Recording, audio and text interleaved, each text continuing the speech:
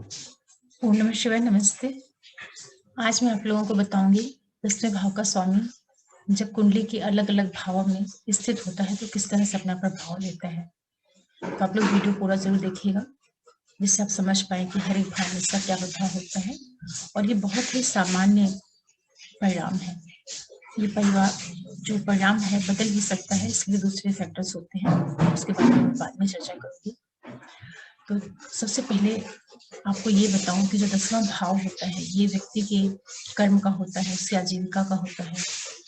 जीवन में जो व्यक्ति हर एक तरह के कर्म करता है, उन सारे कर्मों को लेकर के 10वां भाव चलता है। ये बहुत ही महत्वपूर्ण भाव होता है और केंद्र भाव में सबसे स्ट्रॉन्ग, सबसे मजबूत भाव 10वां भाव होता है, क्योंकि यही व्यक्ति के जीवन को आधार देता है। तो ये भाव जो है, इस भाव में जो बैठा हुआ ग्रह होता है वो भी अपना बहुत महत्वपूर्ण स्थान रखता है और इसका जो स्वामी ग्रह होता है उसका भी विशेष महत्व होता है किसी भी व्यक्ति के जीवन में।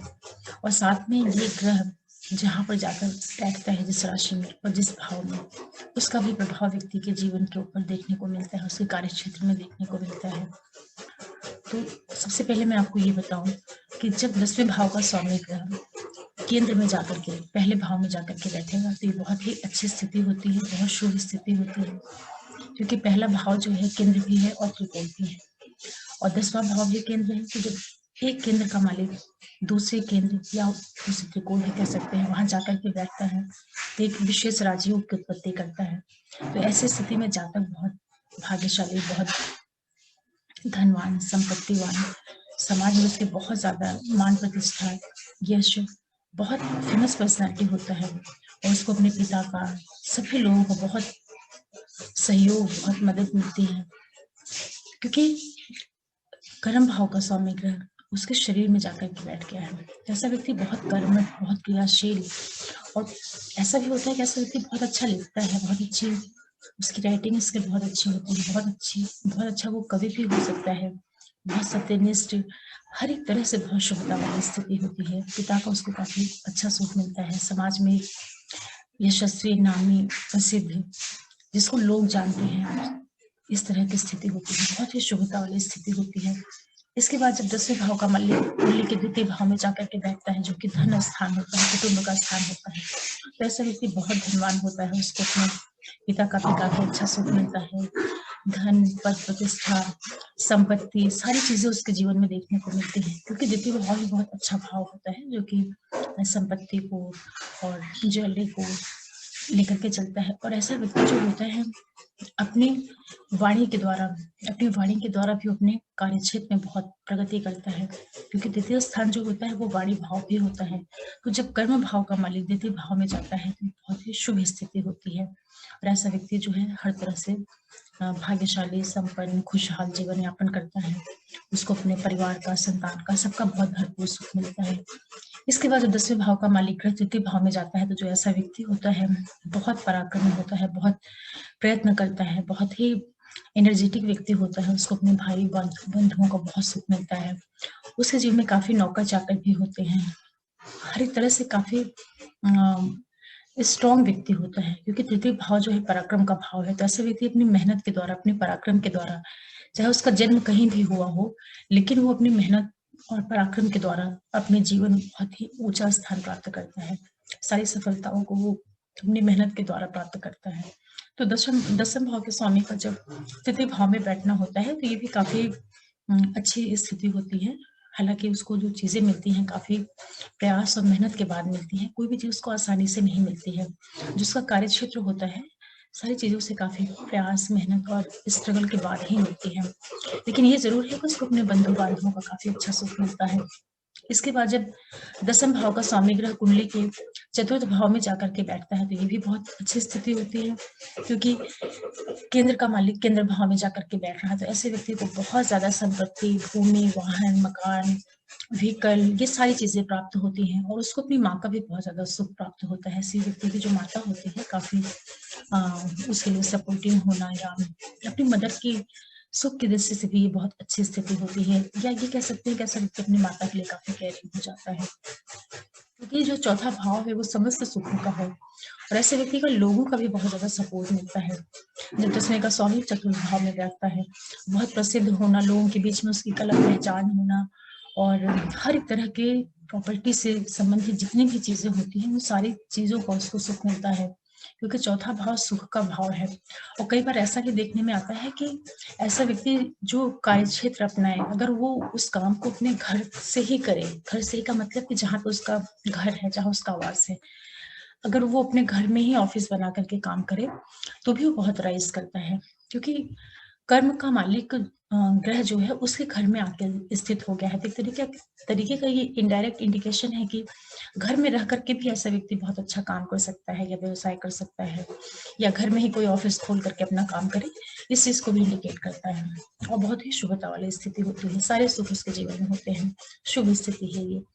इसके बाद जब 10वें भाव का स्वामी ग्रह पंचम भाव में जाता है, तो ऐसे व्यक्ति को अपने संतान से बहुत ज़्यादा खुशी, समृद्धि, उसके बच्चे भी बहुत अच्छे हो जाना या बहुत सपोर्टिव हो जाना और इसके बाद जो है ऐसा जो व्यक्ति होता है वो बहुत ही खुशहाल रहने वाला, बहुत खुश नेचर का, बहुत खुशी वाले स्वभाव का होता है, हमेशा प्रसन्न रहना, प्रसन्नचित्त रहना, इस तरह की उसकी प्रवृत्ति होती है और उसकी जो जीविका होती है वो कई बार खेल-कूद से या किसी भी तरह के क्रिएटिव फील्ड से, जो भी आर्टिस्टिक क्षेत्र होते हैं, मार्केटिंग है, सॉरी, कोई भी ट्रेडिंग से रिलेटेड काम है या किसी भी तरह का एक्टिंग का काम है, क्रिएटिविटी में सारे फील्ड आ जाते हैं, चाहे वो राइटिंग का हो, एक्टिंग का हो, जितनी भी कलाएँ होती हैं, उनसे संबंधित उसका व्यवसाय भी हो सकता है, काउंसलर भी हो सकता है वो बहुत अच्छा, फाइनेंशियल इंस्टीट्यूट से जुड़ कर के भी उसका कार्यक्षेत्र हो जाता है। ओवरऑल और ऐसा व्यक्ति बहुत ज़्यादा बुद्धिमान भी होगा, अपने उसका जो कार्यक्षेत्र होगा वो उसमें काफ़ी अच्छा वो उसका जो इंटेलिजेंस लेवल होता है वो बहुत अच्छा होता है। तो 10वें भाव का जो मालिक ग्रह है पंचम भाव में जाना, ये भी बहुत शुभ स्थिति होती है क्योंकि केंद्र का मालिक एक त्रिकोण में जा रहा है, काफ़ी अच्छी स्थिति कही गई है।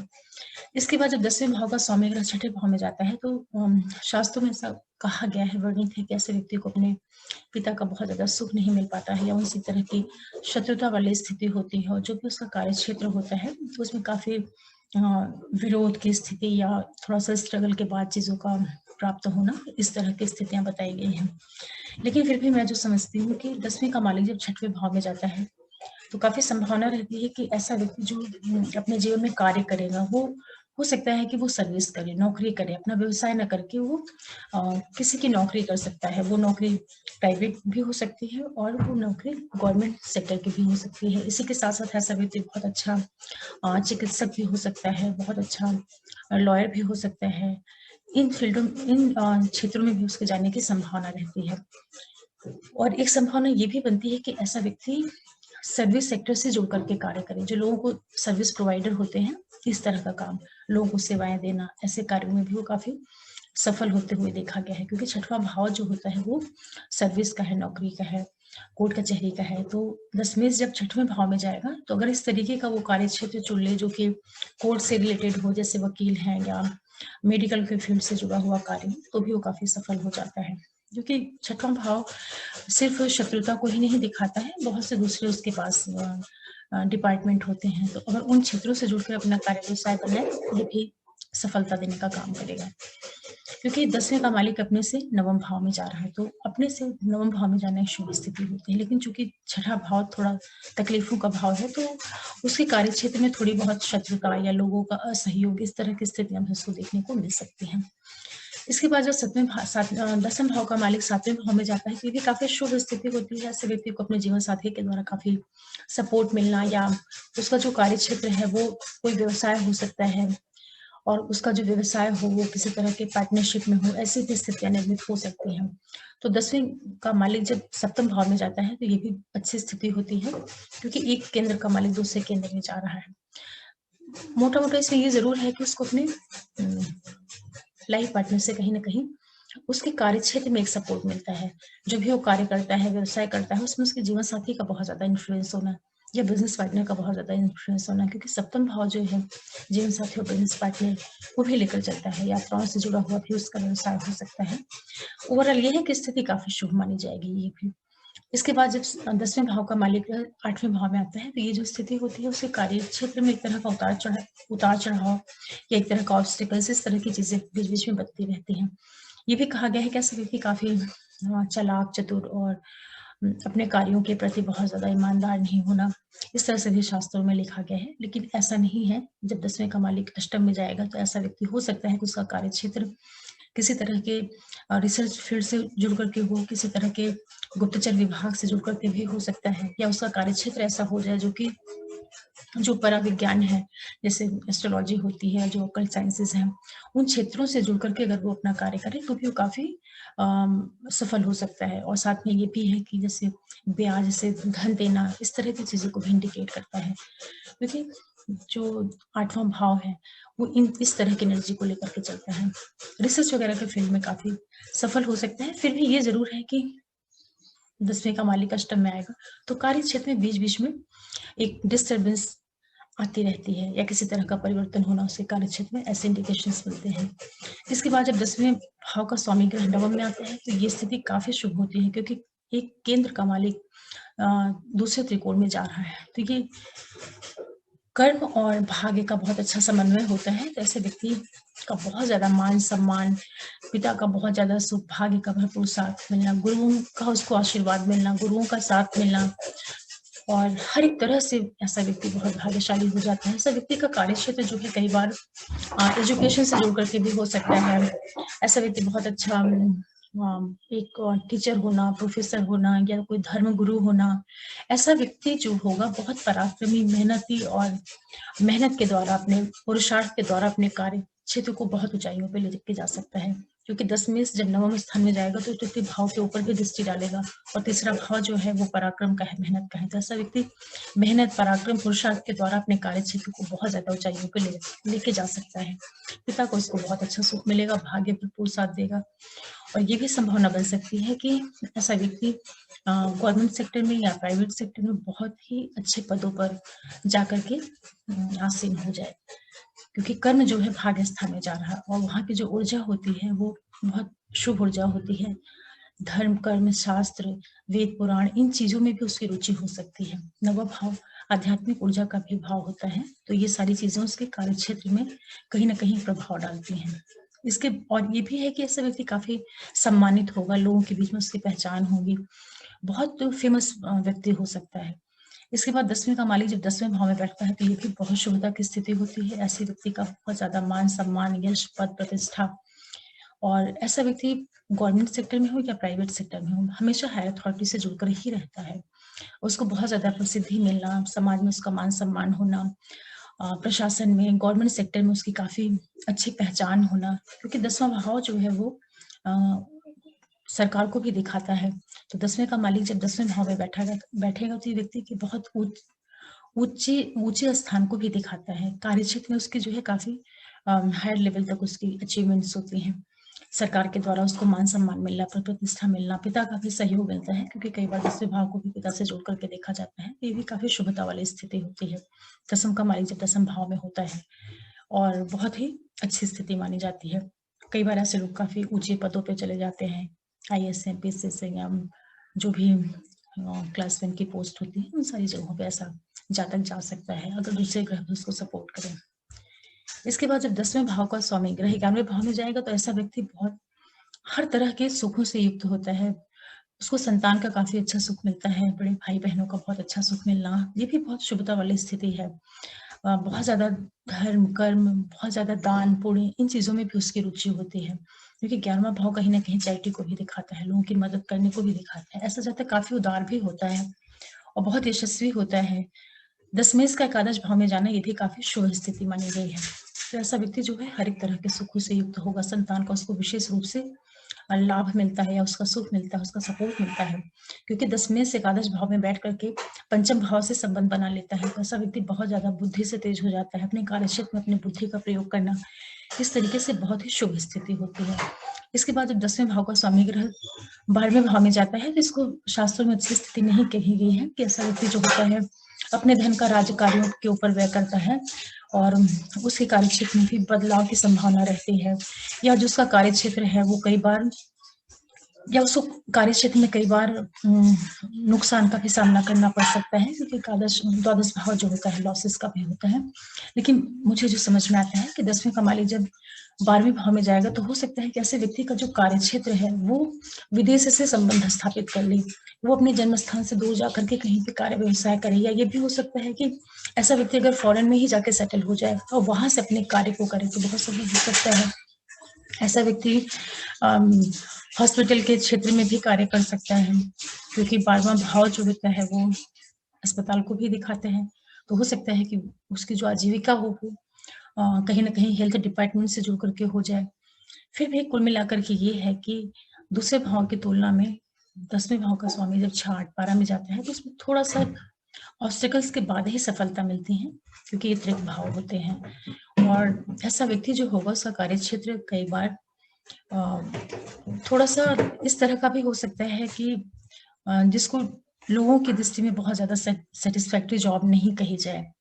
लेकिन आजकल का जो टाइम है फॉरेन से रिलेटेड जो मल्टीनेशनल कंपनियाँ होती हैं, उनमें काम करना, इस तरह की स्थितियाँ भी हो सकती हैं, या प्रॉपर्टी की फील्ड से जुड़ कर के कार्य करना, क्योंकि 12वां भाव इन्वेस्टमेंट का भी भाव होता है। तो आप लोगों को एक अंदाज़ा लगा होगा कि 10th लॉर्ड जब अलग-अलग भाव में जाता है तो कैसे प्रभाव देता है। अब मैं एक चीज़ और बता दूँ कि ये जो प्रभाव है ये काफ़ी हद तक परिवर्तित भी हो सकता है, लेकिन ये प्रभाव कैसे परिवर्तित होगा? अब आप इस तरीके से देखिए कि 10वें भाव का स्वामी ग्रह कुंडली में जहाँ जाकर के बैठा है, वहाँ पर पहले से कौन-सा ग्रह बैठा है? जहाँ पर जाकर के ये भाव इस भाव का मालिक बैठ रहा है, वो पाप कर्तरी में है या शुभ कर्तरी में है? उसके ऊपर किस तरह के ग्रहों का प्रभाव जा रहा है दृष्टि के द्वारा? 10वें जिस राशि में जाकर के बैठा है, किस नक्षत्र में वहाँ पे बैठा है, उस नक्षत्र का स्वामी ग्रह कुंडली के किन भाव में जाकर के बैठा है, किन भावों की लॉर्डशिप लेकर के बैठा है, और उन भावों के ऊपर किन ग्रहों की दृष्टि पड़ रही है।